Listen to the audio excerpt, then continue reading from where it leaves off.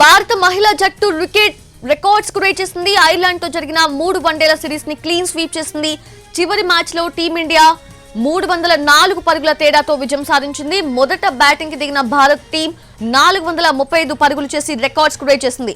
436 పరుగుల లక్ష్యంతో బ్యాటింగ్ కి దిగిన ఐర్లాండ్ ను మట్టి కనిపించింది భారత్.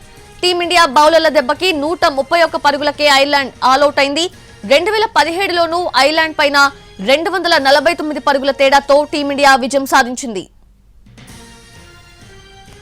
టాస్ నెగ్గిన భారత్ బ్యాటింగ్ ఎంచుకున్న భారత్ ఆట ప్రారంభం నుంచే దూకుడు ప్రదర్శించింది. ఓపెనర్స్ స్మృతి మంధన 135 పరుగులు, ప్రతీక్ రావెల్ 154 పరుగులు చేశారు.